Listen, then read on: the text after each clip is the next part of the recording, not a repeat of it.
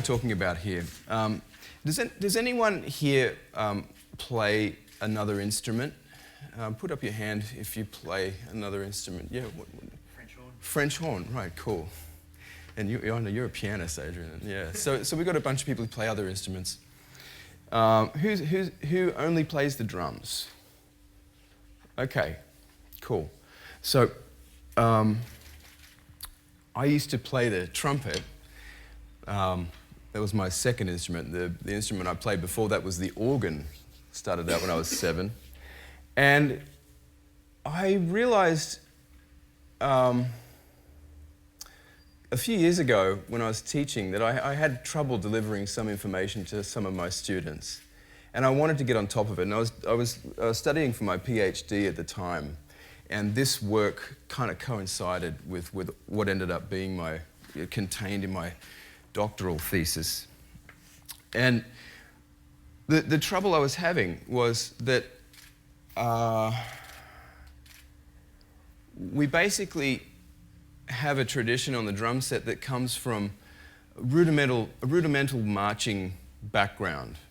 So a lot of the literature that you see in your drum books, you see a note, say on the snare drum line, and the only indication about what you should be doing is it says R and L. R for right hand, L for left hand. Makes sense if you're a rudimental snare drummer and you're not concerned with the drum set. That's fine. That amount of information is absolutely fine. But we here, presumably, are all drum set players, and we need more information than that because we're involving 4 limbs, not just 2 limbs on one voice, but we have 4 limbs on an array of voices. Now, when you're trying to teach yourself new patterns that involve tricky coordination, if you don't have a system in place, it can almost be prohibitive. It's like there's a lot of music that drummers can learn, but it sort of seems that it's either too complex or people get obsessive over nailing it because it's hard to do.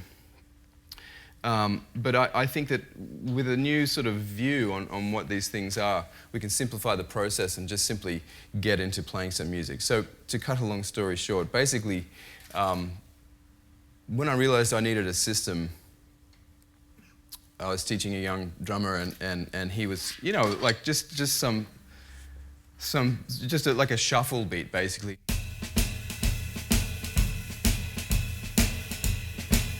It's one of the first kind of jazz-oriented kinds of things that you might want to learn to play. I'm sure a lot of you can play that.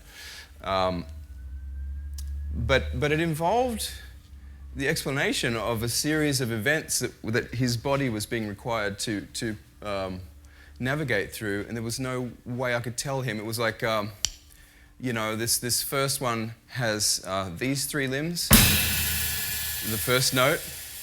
And then the next note has this one limb. So you could say L for that, left hand. But how do you account for that? What do you call it? I don't know if you've heard of this woman, Helen Keller, who's one of the sort of all-time great human beings. She was born without the ability to hear, without the ability to speak, and without the ability to hear. And so I think up until around about, as far as I know, around through to her adolescent years, she was like a wild animal of a person. She was institutionalized. No one could control her because she had no, 2 of her major senses weren't there, and therefore she couldn't articulate her experience of life. And there was a woman by the name of Anne Sullivan who was Helen Keller's carer. And and Anne Sullivan just persevered with this wild animal of a human, who couldn't, had no means of expression really. Anyway, what happened was, and we don't know what Sullivan's insight was here, but she tried an experiment with Helen Keller. Basically, she exposed her to sort of many different mediums of water. So for example, at one point she would dip Keller's hand into a bucket, you know, if she could contain her to put it in the bucket. And afterwards, she wrote, I think on her arm or on her hand, like she scratched the word water. So there was a sensory experience explaining what had just happened. And then another, experience of water was that she would run Keller's hand under running water, under a tap. And then at the end, she'd make that same scratching on her hand. Anyway, Helen Keller's account of this flash of insight that she had was, and she didn't even have the language to explain what it was at the time, but she had this insight.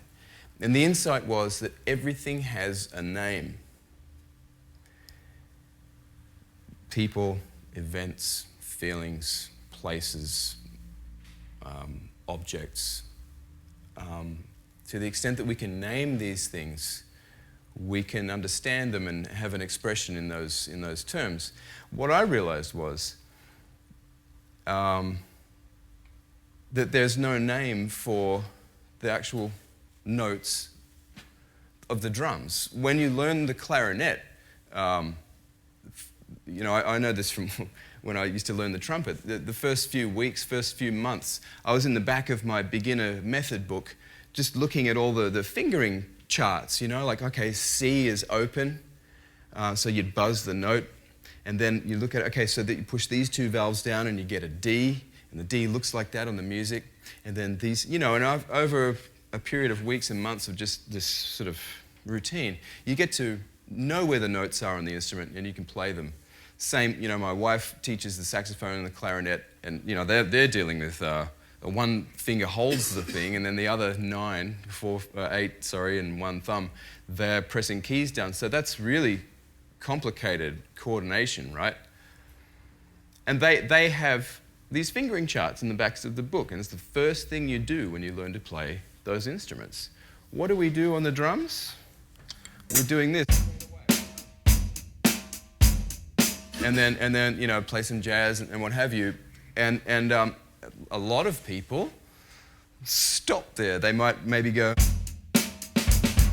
like have some kind of variation on a rock beat. But it seems too hard to progress beyond that into the whole world of jazz coordination and like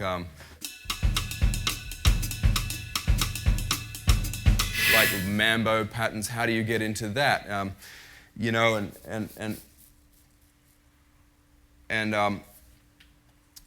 Well, I realized I had to name these things. I had to isolate and find out, well, how many notes are there actually? Like on all those instruments, there's 12 notes in an octave, 12 different things, and plus in the outer octaves of that instrument, you've got other things. Do you blow differently and you do all that? Well, we have 15 combinations of our 4 limbs. And when I say the notes of the drums, I'm not talking about which surface you're hitting. I'm talking about just purely the coordination of your 4 limbs, right? And being a right-handed person, I thought of this system where I could start with my right hand as a starting point to think through these 15 notes, because it's hard to try and memorize. Gee, what are the notes and how do I remember which one's which? Because they're not the musical A, B, C, D notes. They're different. So I thought, okay, well, there are 4 notes that involve just one limb only, and there are 6 notes that involve 2 limbs in different combinations, and there are 4 notes that involve 3 limbs, and then there's one that involves all 4. You could say that there's a 16th one that involves none, but I think we just play, the rests play themselves. We don't need to assign no limbs to these things. So to help myself think through these systems, I go through and I think of my hands first and my right side first. So now the cool thing about this is that, being a clinic scenario, I haven't asked anyone to come with any sticks or pads. We don't have multiple drum sets here, but the best thing about this system is that you don't even need a drum set to practice coordination. You can all even do this right now using your hand on your lap and your feet on the floor. Because ultimately, your body and your mind, that is actually the instrument that you're learning to master, the four-limbed monster. It's not the drum set, it's you. You're learning to tame yourself to be oriented to this instrument. The artifact itself has no agency at all. It's actually, every single sound that comes from this is because I made it happen. So we can go through these 15 notes here. I decided to use letters because they only have one syllable. Numbers 7, 11, 13 have 2 syllables, and it made sense to me to just, the letters from A to O, those are the first 15 letters of the alphabet, they're just monosyllabic, so it's easy to say per note, one syllable per note. So basically, what I've got here is a 4-lined staff, and on the top line, there's a note head representing your right hand. On the second line from the top, there's that's where your left hand is situated. The third line is the right foot, and the bottom line is the left foot. So the dots on all these, pages that are coming up all correspond. It's the same notes, right? So basically, let's go through these now. Now, is there a left-handed person here at all? Anyone who plays drums left-handed? Okay, well, if you're a teacher, or if you plan to teach and you want to show this to your students, you simply just swap, and I've said this here, you swap the R's and the L's. So an A is still like, if the left-handed drummer leads with their left hand, the A is your, the left-handed drummer is thinking of their left-hand side first. That's all you need to do. If I think of an A, the left-handed drummer can still think of an A, and we're like a mirror image of each other. If that makes sense. It's hard to describe these things. So basically an A is your right hand. So have a tap on your lap. That's your right hand, right? So I call that an A. And then the left hand is a B, right? And then your right foot is a C. It's not the bass drum, it's your right foot. And then your left foot is a D, right? Now, the only thing in the rudimental school that has anything to do with both hands playing together is a flam, right? The problem with flams is that they are flams. They're not unison notes. So there's nothing in the rudimental tradition that has the hands striking at the same time. So this is an E, where it's both hands playing in unison together. So you tap an E out on your lap. Cool. Right. Now, to get through this, I'm thinking of my right side and my hands first. So the next thing I'm doing is I'm thinking of my right hand and my right foot in combination. So that's an F, right? So how does that feel to play an F? Cool. And then I've still got more things to do with my right hand. I can do my right hand and my left foot. So that's that one, right? Now, now I've run out of 2-note combinations with my right hand, so I've got some more to do with my left. So I've got my left hand and my right foot. All right, that's an H. My left hand and my left foot is an I. Right. Now I've run out of combinations with my hands. So what's left? I've got 2 feet, a J. I call that a J, right? Now the next thing is moving into notes that involve 3 limbs. So I've got 2 hands and a right foot. That's a K. I've got 2 hands and a left foot. That's an L. Still got another one to do with my right hand. Right hand and 2 feet. It's an M for Mary. 1 more hand combination, that's the left hand and both feet. N for Nelly. And then finally I've got all 4 together. An O. O for Omni. Now, when I was writing about this in my PhD work, I sort of coined a word which, it's published in that thing forever, so people may use it, they may not.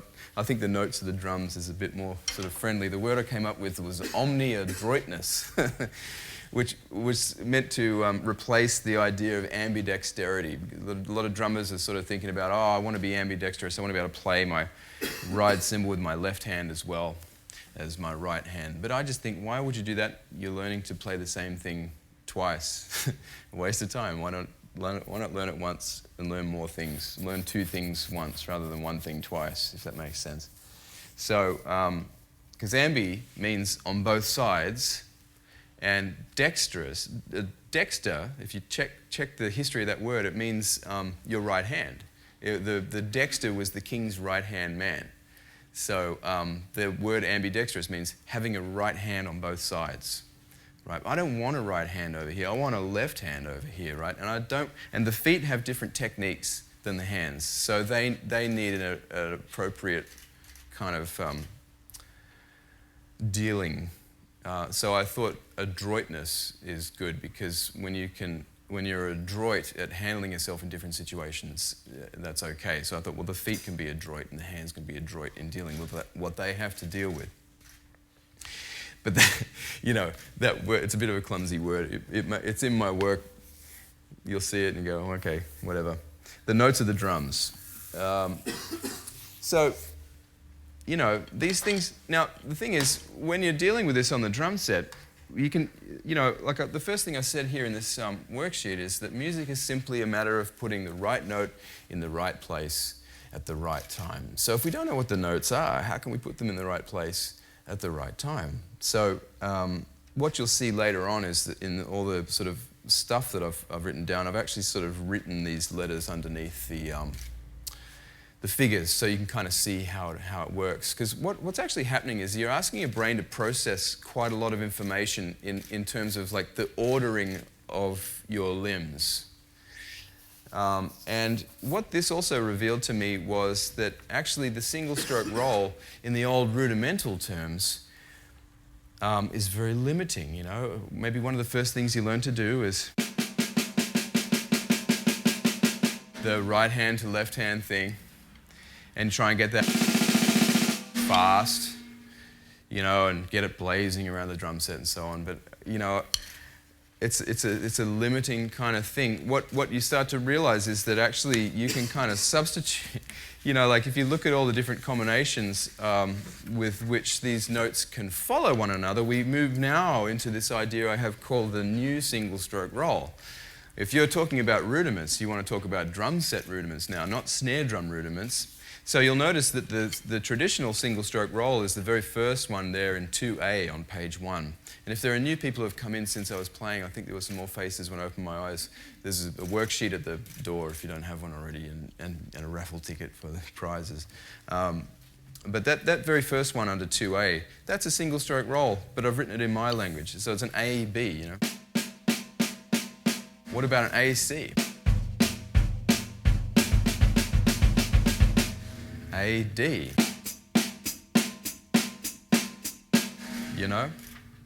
B-C. B-D. And now here we get to the 2 feet. So you can go, or if you've got a double bass drum pedal, right? And so on it goes.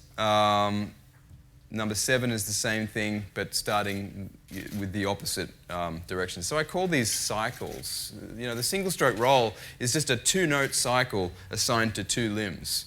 Well, here are the rest of the cycles involving 2 notes that you can actually expand to use all 4 of your limbs if you want to sort of practice some stuff. So if we move through now into page 2 and 3, we see that there are more combinations we can have with these 2-note cycles. You can practice like going from your right hand. See, I'm flamming there, so like that's a... You need to spend time practicing these things slowly, because if I go too fast, you can hear my bass drums wanting to hit before my left hand. So these are all sort of relatively new to me as a thing to work on. And so I'm finding this is revealing all sorts of weaknesses in my own playing. and it explains a lot of my own shortcomings, and I just have this as like a maintenance routine for myself to work through, as I hope that perhaps you might find it handy for yourself, because it's actually these things that the music will ask you to do. The music's never really going to ask you to go. It's really not. Maybe once or twice in a night you might actually find yourself doing that. But to sit there all day and to obsess over getting this thing far is kind of absurd, I think, in today's musical, world. I think that you're much better off actually learning to coordinate your forelimbs like with clarity. So like I have to work on this, 2B number 1.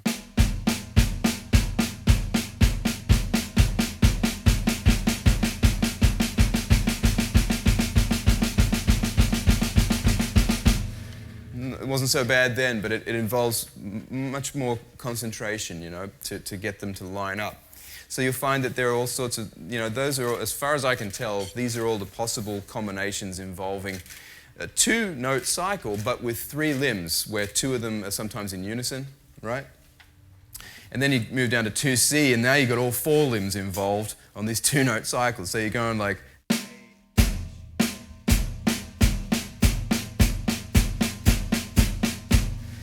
and it starts to get tricky. Now, with all of this, you don't have to apply, it doesn't have to be this constant repetitive sort of machine gun rapid fire thing. You can actually think of different syncopated rhythms, and we're going to talk about how to generate those later today.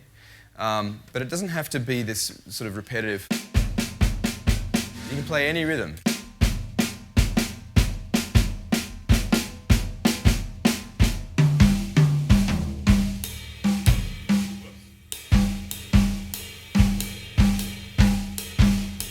But actually, once you start moving the hands around, hearing difference, it actually it's tricky, because I'm certainly not conditioned into this way of thinking, but I can see the benefits of it when I do work on it myself. And I'm really not afraid to get up here and kind of suck, and to reveal the shortcomings, because I think it's important, an important thing to think about for the future of your own development.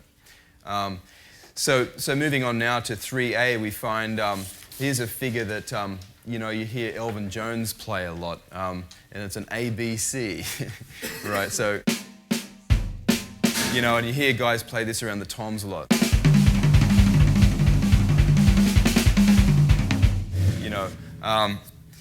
And because it's 3 notes, we tend to think of it as triplets, but you can apply it over quavers, and it gets polyrhythmic very quickly.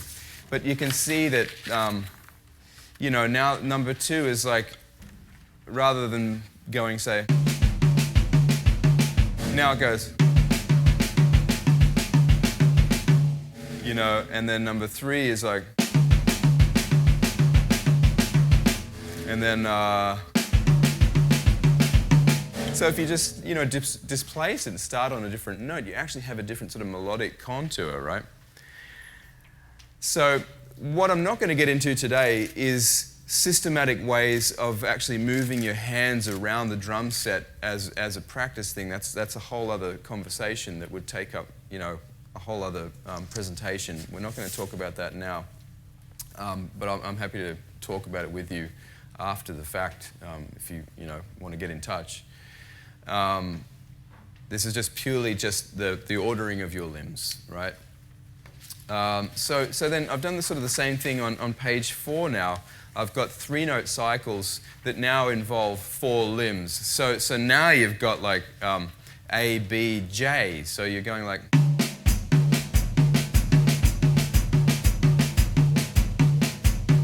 Right? But I think these things are really good conditioners, and that if you work through them as I am gradually doing myself, it will actually, what I've noticed for students that I've had in the past, and my current students, is when we work through this system, if there's a coordination problem and there's flamming, that kind of thing, if we just think of that as being like, it's that note followed by that same note. So you can actually practice, that's a K. You know, like the things on page 1, you can actually just repeat them as a one-note cycle. You know, practice just getting them absolutely in unison with each other. No flamming, because that could sound like a very fast number 1 from 3A, you know, right? You know, but it should be, right? So the last thing that we come to in this idea of the notes of the drums is now we have like a 4-note cycle, and there can't be any unison notes. None of these cycles that I've printed here, there's no recurring note in each cycle. So, you know, there's a whole other way you could think about this where you have like 2 notes in a row, like for a double stroke or whatever. But for now, we're just talking about just single strokes. I think that, you know, it's okay to call that a single stroke. You know, and I'll be happy to hear any arguments to the contrary. But to me, that's a note. It's almost like a chord for the drums. And when you play a chord on the piano, you don't play. You play. Isn't that right, Adrian? Like, as much as I can. You don't flam. Yeah. So these things here on page 5 now. We've got, you know, like number 1's pretty popular. It's sort of like the Elvin Jones thing from the 3-note one. You've got A, B, C, D, right? So you hear drummers. You know, that's a fairly easy one to sort of crank out. And actually, I remember around about the late 80s, early 90s, you know, like everyone went nuts when they heard Vinnie Colaiuta play this thing that I think some drummers now call it the ladder, where you've got, and he's all around the toms, and you go.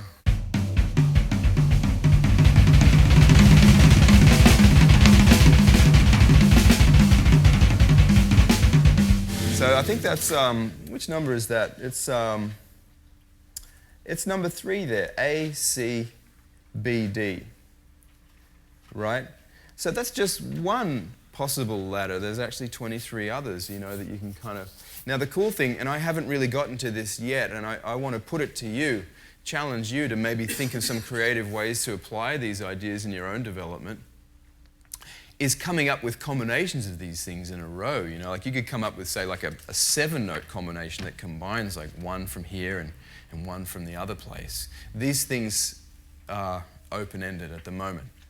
But with the notes of the drums, these 15 notes, you can actually start to think about it really sort of rationally and objectively, and just work through your coordination. Because like there was this I joined a Latin band. In fact, Cameron, who owns the venue here, he used to play bass in that same band, the band called Tigramuna, and we used to do sessions for Music Aviva, touring all around New South Wales, and I got the call to do this gig at the last minute. I had about a week or so to get all this repertoire together, and you know, like there was this one rhythm they played from Peru, a Peruvian rhythm called a festejo, right? And Carlos, whose band it was, and he wrote all of the music, he said to me, you know, listen, man, in Peru, the music, it's all triplet based, 1 and a 2 and a 3 and a 4 and a, but it's a different take on that rhythmic mode. The Peruvians, they feel the beat on the second triplet. So all the accents in the music actually go 1 and a 2 and a 3 and a 4 and a 1 and a 2 and a 3 and a 4 and a... And, you know, like, I'd been playing like a kind of a quasi-Afro-Cuban 6/8 thing, you know, which was actually like the beat that he wrote out for me. He wanted me to play this.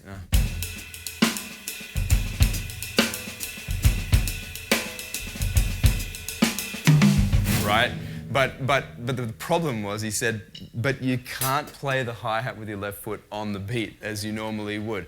If you're going to play it, you have to play it on the second triplet. And I'm like, and he says, and if you can't do it, don't play it at all, because if you start playing it on the beat, we're all going to go with you, and the whole thing is going to get out by a triplet, and it's going to be a train wreck. And I thought, well, I'd better learn it. And I think, Yeah, actually, no, I said a week before, but actually it was 2 weeks. See, I had 2 weeks to get this repertoire down, including learning this festejo. So it was like, I'm like, okay, it took me 2 weeks to go.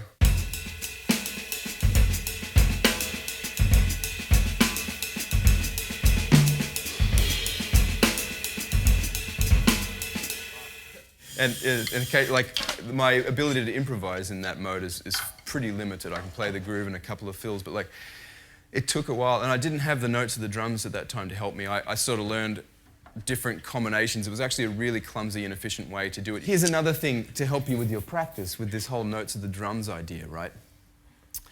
I heard a story once about, and I don't remember who the name is, and I don't remember who told me the story, so I can't call them and verify it. But the story is this. My mind tends to want to say that it was a trumpet player of the Western Australian Symphony Orchestra. And this guy was reputed for having been heard to never make a mistake, ever, in a rehearsal or in a concert. You know, all of his peers would say, wow, this guy is unbelievable. He never makes a mistake. And so someone asked him once, well, how is it the case that you never make a mistake? And he said, well, it's easy. I actually practice every piece, every etude, every study. I practice it so slowly that I've actually never misfingered or misbuzzed the notes in that piece, ever. And I do it very, very, very slowly, and I gradually work it up. So he obviously spends a lot of time practicing. And he's practicing getting it right. Now, our brains are basically pattern recognizing machines. All they do is recognize and repeat patterns, okay? The brain is kind of, it has no bias about whether you're doing the right thing or the wrong thing. That's up to you to determine. But the brain will do whatever you want it to do as far as recognizing and repeating patterns is concerned. So basically, and what this is doing for me in my own work is it's basically clearing the decks, and I feel like I'm starting all over again after like 26 years of playing drums. I feel like a complete beginner again with this because it's really showing up my flaws. And I wish I had have known this when I was 7, you know. So, you know, I think there are a lot of people here who are much younger than me, and I want to invite you to think your way through this, because if you can see these patterns in the music that you're being asked to play, you can actually really clear up your approach to the drums. And by the time you get to be my age, you'll be that much more proficient and clear as a musician. I'll be old and still struggling with it, you know, but that's okay. Yeah, so that sort of conjures up this idea of practicing one note at a time. This is the other part of this whole idea. It's like we talked about Helen Keller having an insight. Everything has a name. So your coordination now has a name, and there's 15 of them, right? And if we think about what's required to get on the right page with these notes, it's slow practice. Play one note at a time, you know. So like, maybe I'll demonstrate that as we get through the latter parts of this book here. So I'm not going to go through obviously and demonstrate all these things for you, because you'll just see how badly I really do suck at it. Let's take that as read. But I am working through it. It's a lot of work. It's a lot of new work, but I'm finding benefits in my own playing and in my students. My students are benefiting from it much more than I am. So I'm glad to report that. Are there any questions at all about what I just talked about with the notes of the drums? If I've talked unclearly in any way, I'm happy to clarify any questions that you have. At all. If you're having trouble with anything in particular, you're welcome to come up and play for us, and we can actually like workshop actually, like if someone's struggling with any particular coordination, anyone at all. We're all friends here, so there's no need to be self-conscious or anything. So that's all. Oh yeah, Mark. So how would you suggest a practice regime for getting to know these notes and having them right?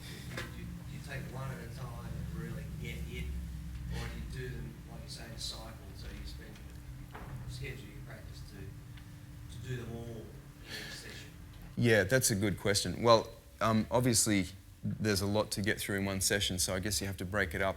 I think that if you're the kind of person to be in the habit of having any kind of sort of warm-up routine or a rudiment type routine where you do single strokes or double strokes or paradiddles or whatever, you could maybe apportion a bit of that time to, like, if you're going to do a single stroke roll, then maybe look at an alternative, maybe look at a 3-note single stroke roll that involves a weird combination of limbs, and just have that as your goal for the day, and just be very happy to do it slowly. Like the key, I think, what I'm finding more than anything is it's not about getting through more stuff, it's more about getting through one thing well, I think. So I would just say, yeah, rather than do just a traditional right-left, try to get it fast, do another one and try to get it clear.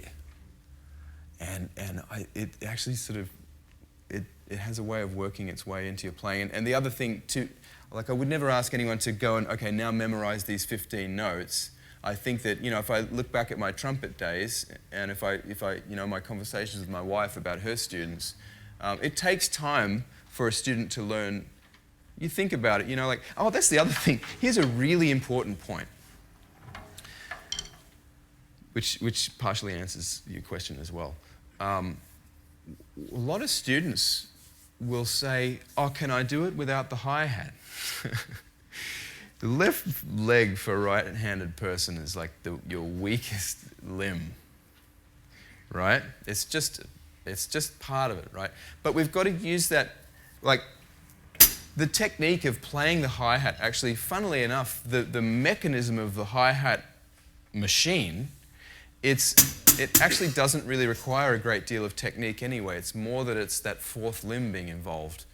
So it's not like you're going to get super fast with that thing anyway, right? It sounds silly. So I actually usually say, no, actually, you can't do it without the left foot, because if you play the clarinet, right, and you've got those 9 fingers on, and they're actually stopping air from escaping through holes. When you press that key down or cover a hole with your finger, you're stopping the air from coming out of that hole. Now, asking to not play with your left foot is the equivalent to that clarinet player saying, can I do it without my first finger? Now, the answer is very clearly no, because if the air is escaping through that hole there, anything you do down here means nothing. Doesn't matter. It's going to sound, it's not going to sound, the right notes are not going to sound. So, but, so they learn, C, C, D, C, D, C, D, C, D, E, C, D, E, D, C, C, E, D, E, C. Well, just these patterns with your fingers. And these have to be pressed down. If you're doing all that without that finger, this is all useless. So I'd like to sort of bring a similar kind of musical kind of integrity to the drum set in that way and say, yeah, man, you need to use that left foot. It has its own technique. Again, omni-adroitness. It's appropriate to play that thing in the way that we play it.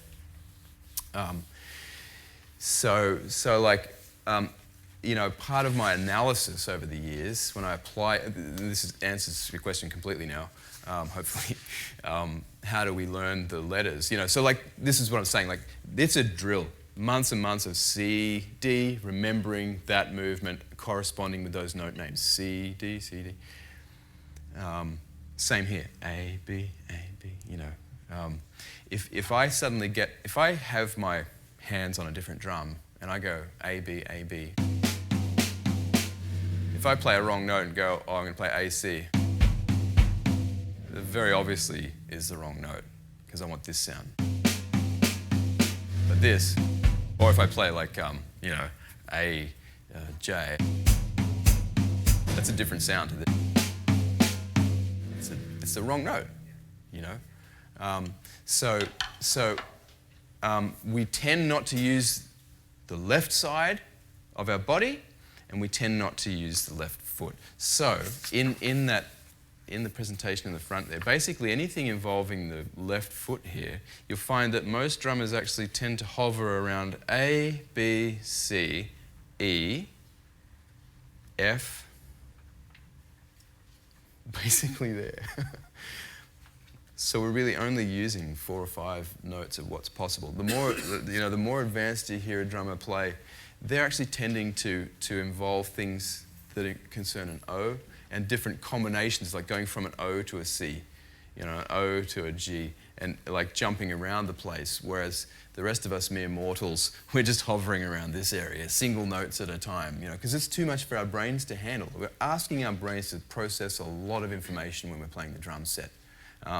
So this is my attempt at really simplifying that for myself. Do you have a question, Emma? Yeah, sorry. You're right. I don't play drums or No, but just from, why are you calling it a note then, if it's really more, you can play it on any cymbal or drum, it's sort of more, for me, position than anything. Right. Because you're not really, obviously making a sound, but you're saying, do that. For me, it's more a position. And you're not really telling me what to play. Yeah, that's right. Okay, so the reason I called it the notes is because of that analogy with the other instruments. Like, they learn the notes. Yeah. The guitarist, they spend a long time, where are the notes? That's a position.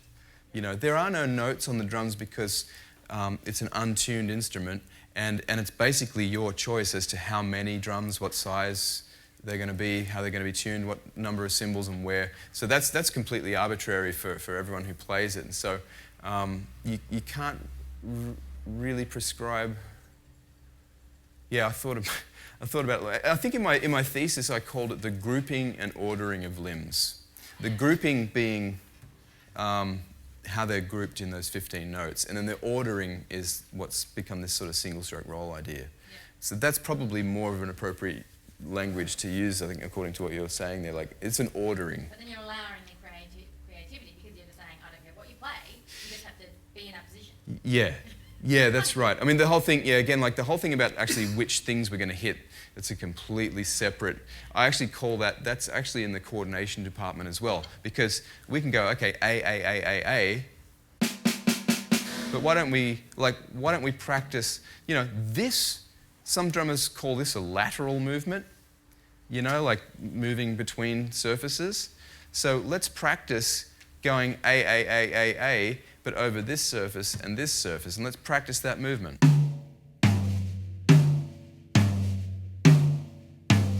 That's just,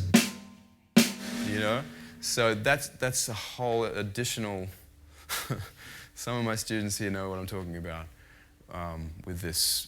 I call that distributions, distributing the rhythm around the drums. So if we get the notes in order, then we can look at the distribution of those notes around the particular instrument that is available at that time to that student. It's a very tricky thing. It's very semantic, and it's very hard to actually find the right language. It may not even be that it's the notes of the drums. Like, I've put the word accordance here because there's a word that tends to be used a lot, independence. I don't like that word. It's too politically charged, independence. Limbs working independently of each other. And some people say interdependence, working interdependently with each other. But it's like they've got to work in accord with one another, in appropriate ways. Again, like accordance, omniadroitness, the grouping and ordering. These are things that are on my mind, and these are the sort of explications of those ideas. It's a work in progress, I think, is the way to say it. And for me, it makes sense to call it the notes of the drums because spend those early few weeks and months of learning to play the drums. Learn the notes. And these are the notes that you're asked to play. Yeah, great question. Thank you. So, now another problem that I note when I teach, and I have to admit, a problem that I've suffered from myself in clinic situations actually, and in some musical situations, is when you're sort of asked to play a solo, freely and improvise a solo. What do you play? What do you draw from? I've been absolutely petrified of that in the past. And it's daunting and intimidating. Part of the reason why I wrote that little piece that I played for you earlier is to try and get over that. Because, like what I would tend to play...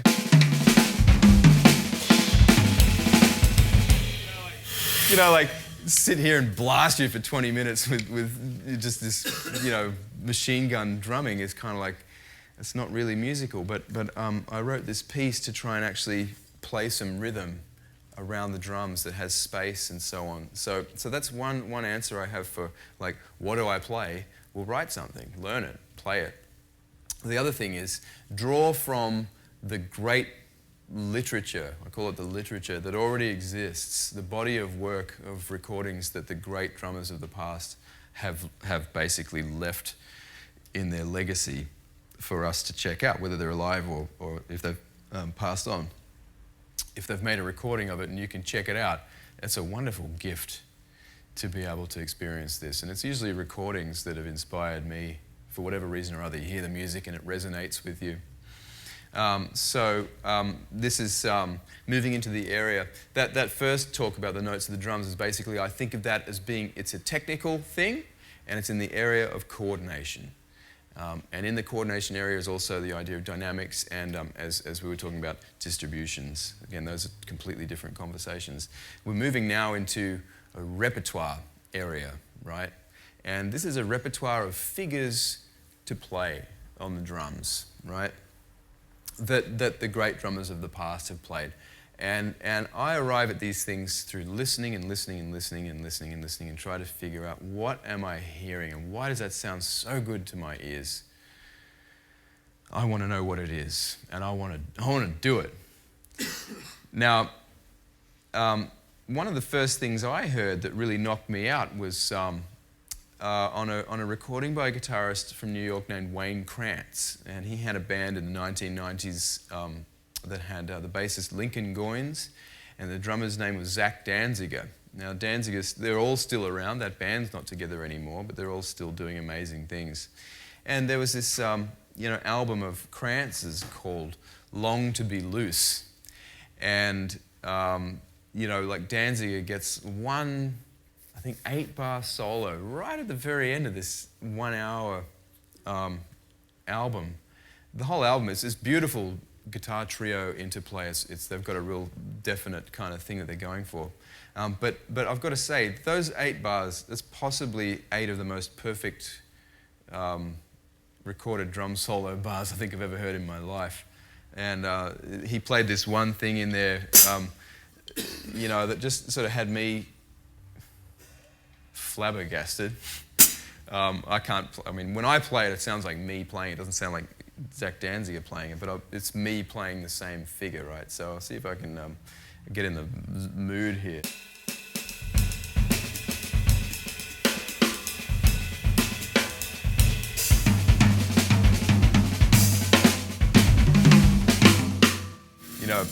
So the bit that goes, that's what I've got written here, the first thing on page 6, right? I heard that he was playing between the floor tom and the bass drum in some syncopated way, but I'd never thought, is that something I'm ever going to be able to figure out? Well, after years and years and years of listening to it, I just thought, okay, what is the rhythm that he's playing? Let's work it out. So I thought, okay, well, it's because of the tempo, it's all 1E and a 2E and a 3E and a 4E, and he's playing semiquavers and demi-semiquavers. So I thought, well, I'll think about it in half time. So the rhythm that he's playing there is the second thing on that page there, and he's simply playing, right? That's where the accents in the line are. Da da da da da da da da da da da, right? And then now we get into this idea that I learned from Jim Chapin in New York, and a very magical man. He had this. I went to Chapin because I'm a huge fan of Vinnie Colaiuta's, and I knew that Colaiuta spent time with Jim Chapin, and I thought, well, I want to spend time. What's he getting from him that I'd like, that can inform me about his drumming? And I think that this is a very big part of it. Jim Chapin had this idea of filling in the quaver gaps in syncopated figures, and he's got he's got one of the most famous drum books ever written. What is it? Advanced Coordination for the Modern Drummer. That's the title, isn't it? You know, it's usually a lot of people's first jazz book. The Jim Chapin book, you know. But he wrote another book in the 70s, which is lesser known. It's actually a rare book. I have a copy of it, and I had it, and I didn't even realize. Well, it's quite an amazing book, actually. It's out of print now. Like, it's a rare book, and it's unbelievable. But he talks about these ideas in here, and he talks about generating syncopated lines mathematically. But later on, I'll tell you a way that's actually more intuitive than having to go through the maths, but you can use maths as well. So any syncopated line, basically, if you see a quaver gap, assuming that there are 8 spots in a bar, which there are when you're talking about quavers in 4/4, you've either got basically a switch on or a switch off. So if there's a note, the switch is on. If there's not a note, like the attack of a note, then the switch is off. So where the switch is off, that's a gap, and you'd fill that gap with a ghost note. So the third musical example there on page 6 is this rhythm with filling in the quaver gaps with little ghost notes, right? Right? So it gives it a bit more of a grounding. You know, the open stuff sort of is a bit hard to follow sometimes. Now, I'm moving pretty quickly through this. The next step in Jim Chapin's filling in the quaver gap idea is that you can take that little ghost note that you added in the gaps, the ones that don't have accent marks written on them, you turn them into semiquavers and play them as light little double strokes. So all 3 versions now, so the 2nd, 3rd, and 4th examples on that page go like this. The first one goes, right? The second one now with a quaver filled in. And now the third example there, right? And now you can start to hear that this is informing Danziger's thing. And I know that Danziger was also a huge Colaiuta nut at that time, so I'm supposing that perhaps there was some conference going on between all these people talking about the same ideas. And then basically you can actually recognize that rather than going A, B, A, B, A, B, he's actually just going A, C. So he's actually playing that line. Right? It's just that same rhythm, but now it's broken up between these limbs, and he's just sort of said, oh, well, I'm going to play the floor tom. Again, I don't know what informed his idea. I think it just sounds cool, you know, maybe on the big one. It sounds a bit growly, just conjoining the floor toms and the bass drum. It's certainly different. You know, it breaks it up a bit more. So that, you know, once I started to realize that about what Danziger was doing, I thought, wow, man, there's this whole sort of system of thinking that you can apply to the drums. So I started to dig a bit more. And I thought, okay, I'm going to check out, can I figure out Colaiuta's stuff now? You know, I mean, I would never sort of presume to say that I've figured Vinnie Colaiuta out at all. But I've found this system that helps me understand how he may have come up with this based on what I understand from what Jim Chapin showed me about filling in the gaps.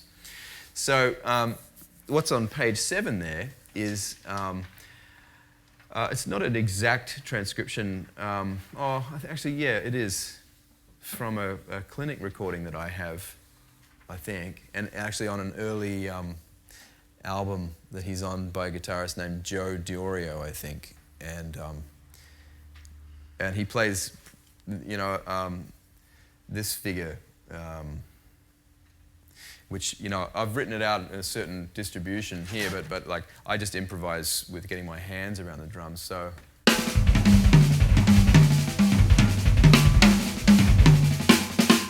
Right, and you know, when you hear that, when I heard that on recording, it's like, wow, what is that kind of stuff, that roly-poly, triplety stuff? It was so cool to me.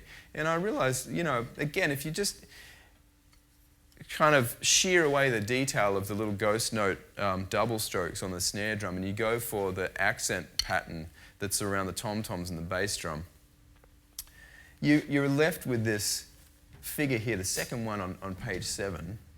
We're in 4/4, but he's superimposing bars of 3/4 over the top. So that's sort of another conversation as well. But for now, basically, on the snare drum,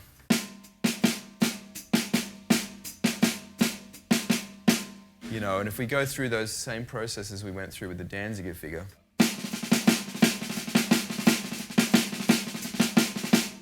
there's this new idea, this is another step in Chapin's model, where if you have 3 notes in a beat, and it's like quaver and 2 semiquavers, there's like a semiquaver gap in there. You can kind of, he didn't have a term for this, but the best I can do is to say, we're going to smooth that out so that it's not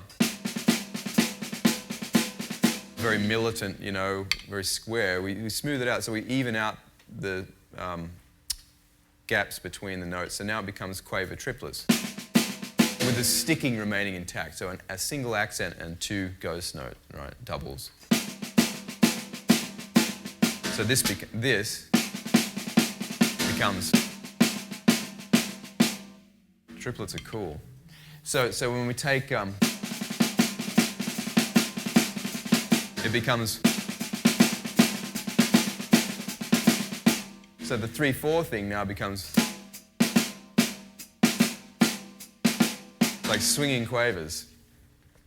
And then if I go slowly,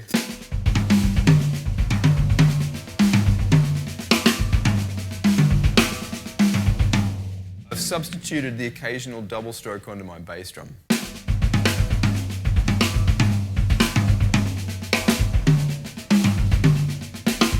If I just went,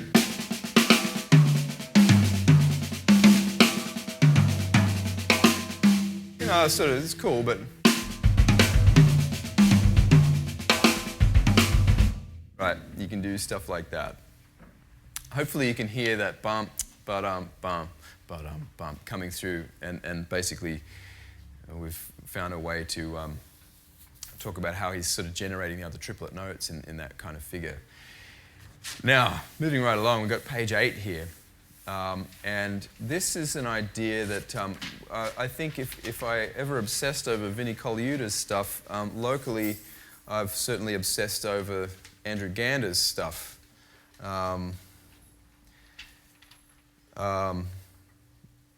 And there's a recording I have of him from the early 90s. There was a guitarist in Sydney named Carl Orr, and he had an album called Mean It.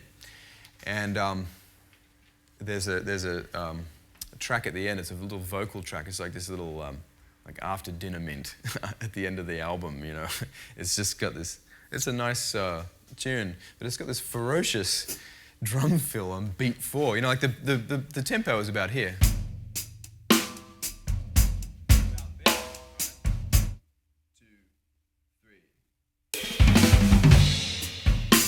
You know, it's like wow. And then he's sort of got all these kind of this roly-poly triplet stuff that maybe comes out of Elvin Jones and all these great drummers. So this figure here helps me to understand a way of dealing with figures that have actually like constantly accented triplets. So far we've only been dealing with, you know,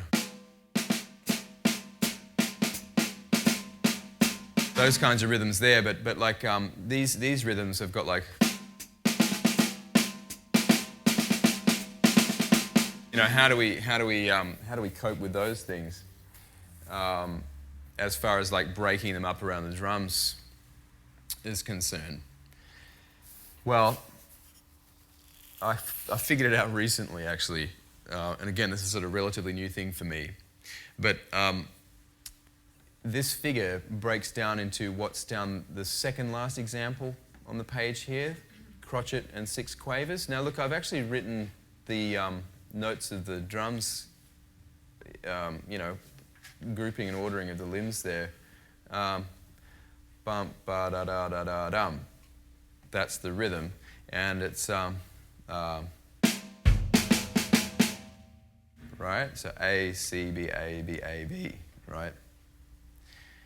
And then basically, so, and I've written it down the bottom here, because it's swinging, we've got this triplet gap in the middle now. So I think what Andy's done, or at least my idea of what he's done, I actually haven't talked to him about this, but he's probably got a whole other elaborate labyrinth of way of thinking about these things. But I just simply, for the moment, for myself and for my students, I say fill in that triplet gap now with a bass drum, right?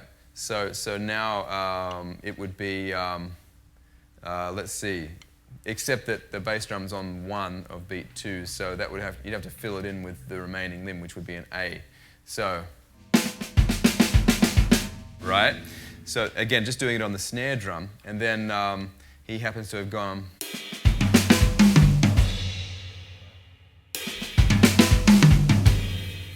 very, very fast. I still can't get it as fast as he does it on the track.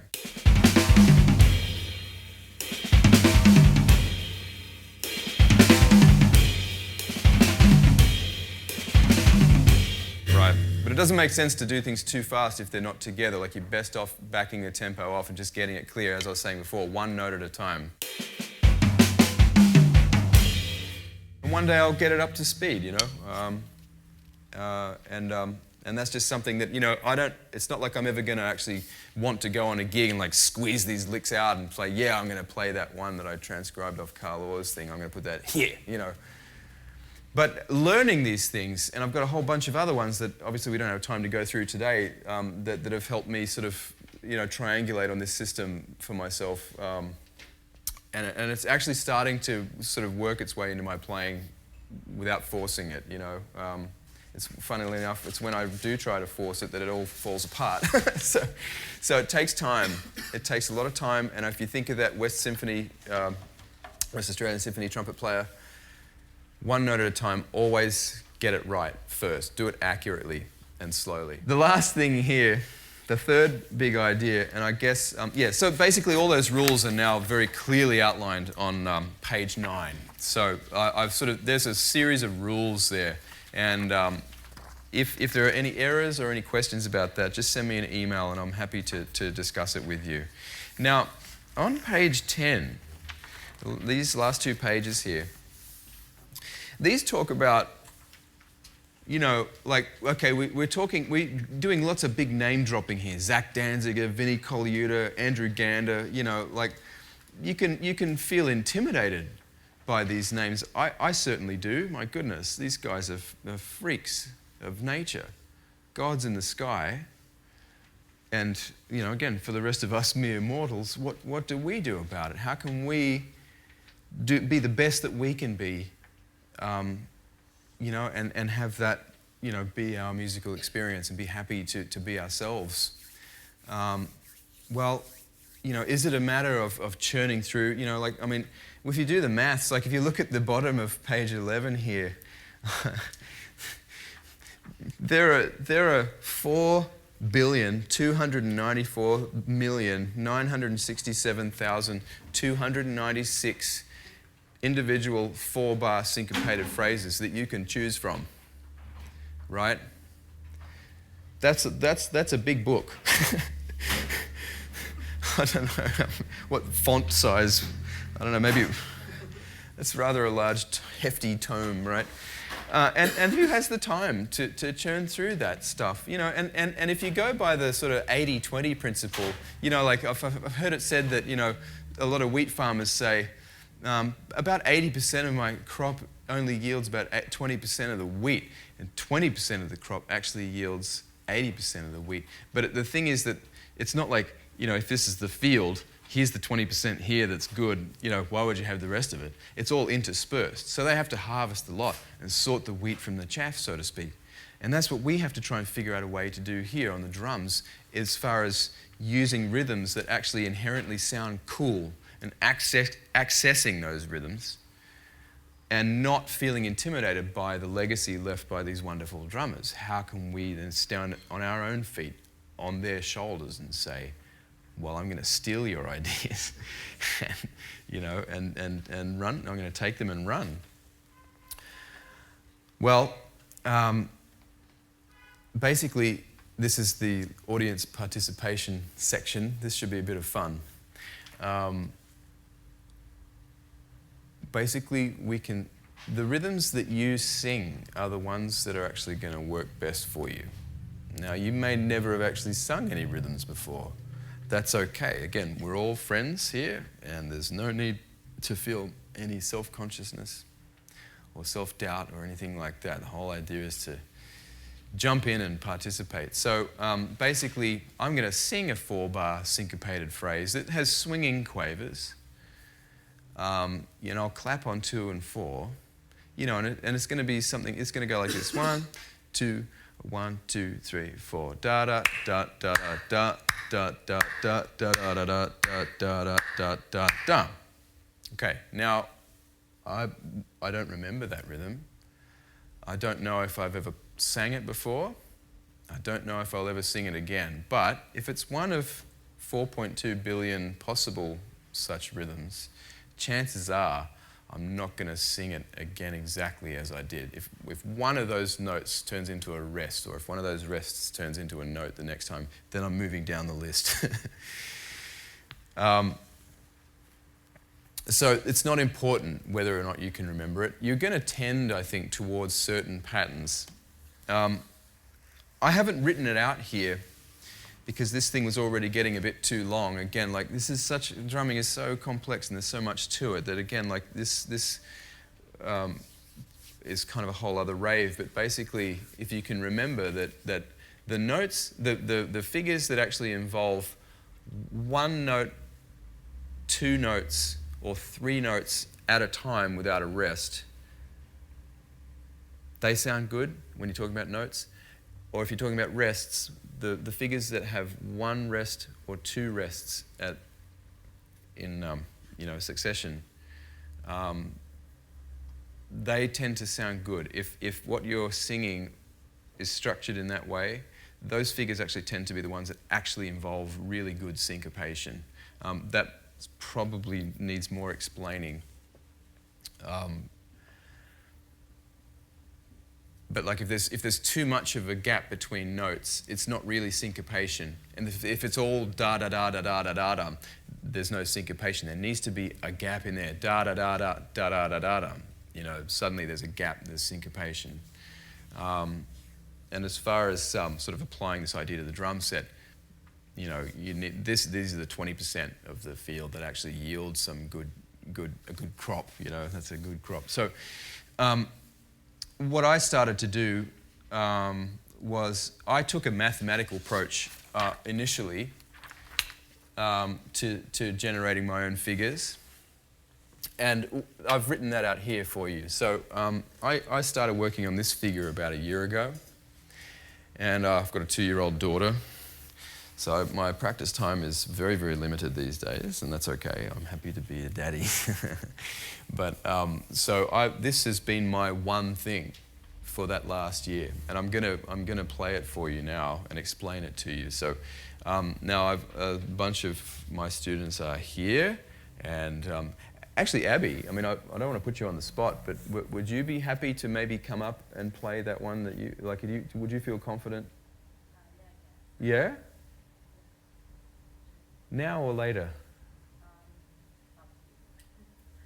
Would you like to hear Abby do something? Come on up. This is Abby Constable. How about a hand for Abby? Sorry to put you on the spot, but Abby has actually worked on a rhythm that she came up with in her own way, and we edited it according to the 2 or 3 notes and the rest and all that stuff. Is that comfortable for you? Is that all right? Yeah. Okay. So yeah, take your time and.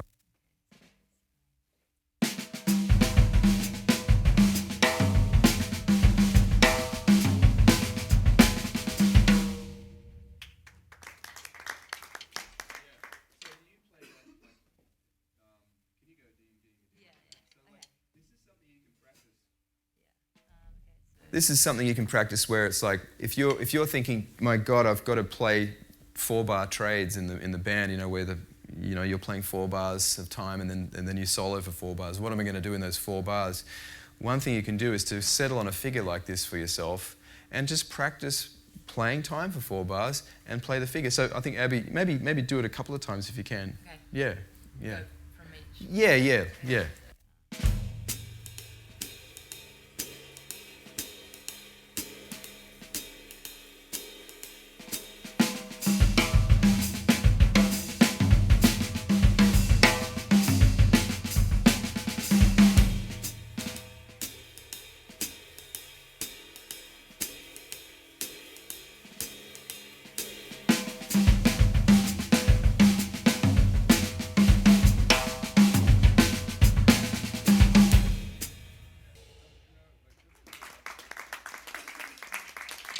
So that's Abby's own figure, and we talk about there's this other sort of mathematical application you can use. We've talked about this, haven't we? Where it's basically like this distributions idea about getting around the drums. If my maths is right, we talked about 4.2 billion syncopated 4-bar rhythms. There's actually with this number of drums for your hands to hit, effectively with 2 hands, there's actually 12 surfaces, right? If I'm right, there's actually in the order of something like 8.9 trillion ways of getting around the drum set. That's why it's another conversation, right? Oh, sure, thanks. Yeah, how about a hand for Abby once again? Yeah, Abby Constable. And so, like the mind boggles. It's like, okay, well, if I've got 4.2 billion rhythms and I've got 8.9 trillion ways of getting those accents around the drums. We're not even talking about cymbals or adding triplets or playing any other rhythms, right? Those are whole other orders of operation going on. If you actually apply these ideas to themselves, you literally come up, like my calculator on my Mac, when I put 4.2 to the power, billion to the power of 8.9 trillion, I thought it was going to say error. My phone says error, and other calculators will give you 1 point something to the E something. My Mac says infinity, which I was completely knocked out of my seat when I didn't expect to see that number come up on my display. So even just dealing with 4-bar syncopated quaver rhythms on a drum set this size, you're dealing with an infinite number of things to do. So the answer, how do you get through that list in the shadow of these great drummers? You do one thing, and you do it well. And once you've finished with that one, I'm not finished with this one yet, I'm still not doing it well. You move on to another thing. And I think if I can get through 10 of these 4-bar figures in this way in the rest of my life, I think I'm going to be doing pretty well. I don't know. I mean, if I get more time at some time to do some more practice, hopefully I'll speed that up and get through more stuff. But for now, I'm happy to just say this is my one thing for now. The one thing. So, and that was Abby's one thing that she's working on. And again, if we're dealing with infinite possibilities here, chances are that figure is unique to her. But because it's coming out of the tradition that these great drummers have all been dabbling in, it actually has its roots in a very, very conventional sort of approach to rhythm and an approach to the drum set that's very technically grounded, and it all sounds good. So anyway, the idea would be, and I guess we'll wrap it up pretty soon, I've taken the mathematical approach and I just decided, what does this 5/8 figure sound like superimposed over 4/4, right? So,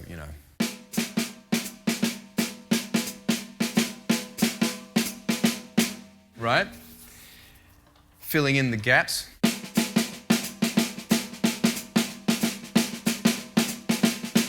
Right? Going right ahead and adding the semiquavers.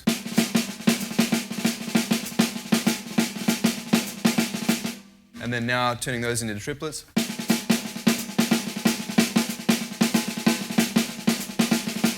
Right, and now what I've done here is, because I want to involve the bass drum, again, I talked with the Andrew Gander figure about how to include the bass drum on that middle triplet.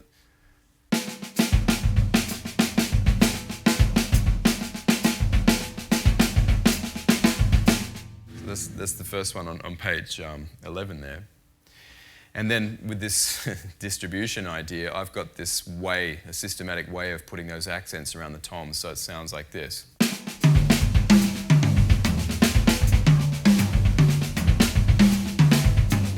Right, so in a context of like,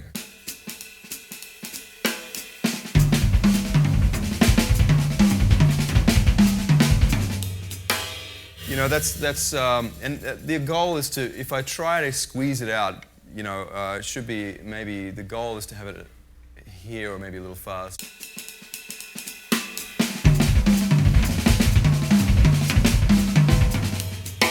Right, so there's still some way to go. I'm squeezing it out there and it really shouldn't be squeezed out.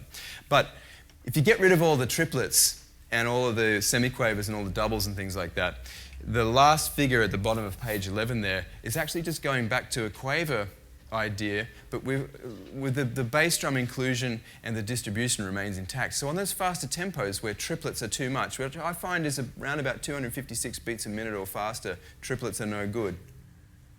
It's too cluttered and it's too much.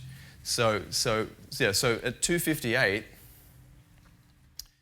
let me do it slowly first.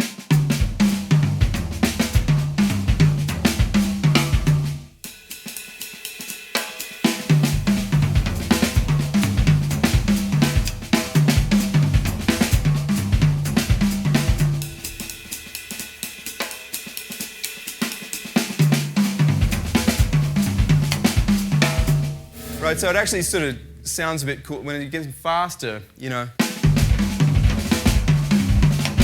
I can't get the triplets faster than that. So be on.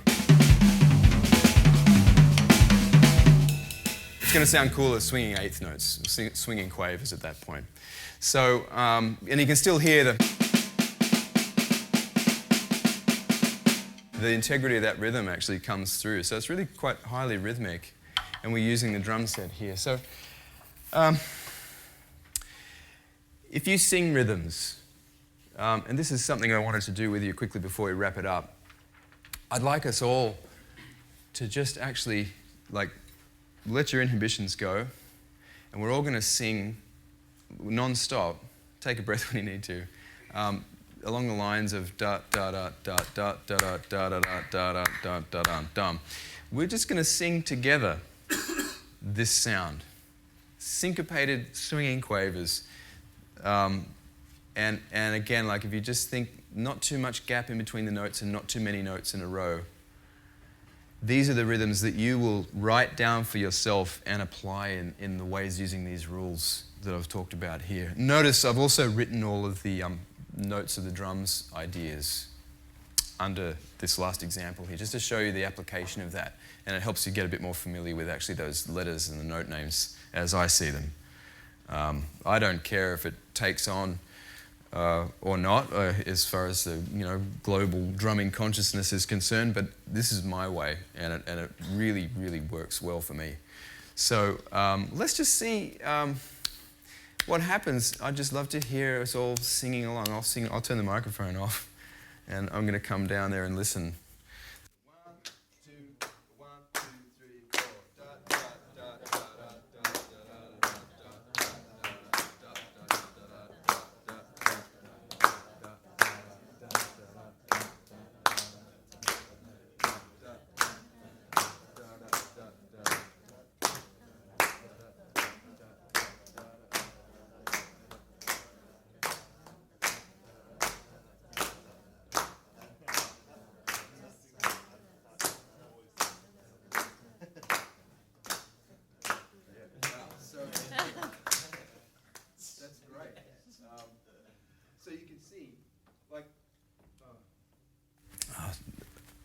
The thing about this is that your ability to do that, and it sounded to me like pretty much everybody had a handle on being able to do that.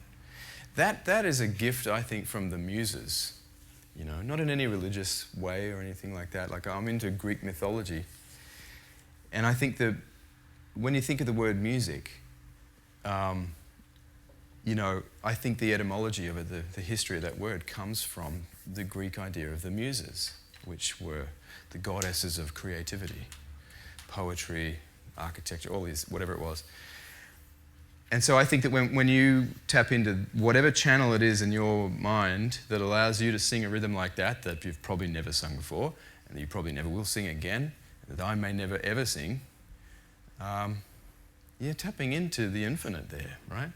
You have an infinite reservoir accessible to you by just turning on the switch that you turned on just then. The key is to get your phone out, we can all do this now, and record yourself singing that. And then write out that rhythm, and then analyze it according to how many notes are in a row, how many rests are there. If there's more than 3 notes, change the next one into a rest. If there's more than 2 rests, change the next one into a note. You're going to come up with a pretty hip-sounding 4-bar syncopated figure. Gee, we can talk about 8-bar syncopated figures. Is that like infinity squared? 2 infinities? What do you do, Mark? I don't know. How do you do? Yeah, keep counting. That's it. Count to 4 at least. You know, we all have that. I think that's the way that you can allow yourself to stand on those shoulders of those wonderful drummers who have laid it all out before us. And maybe they're tapped into the same thing. Maybe they're tapped into something altogether different. But for me, this is what I tap into. And for the students of mine who tap into it, it's very, very successful.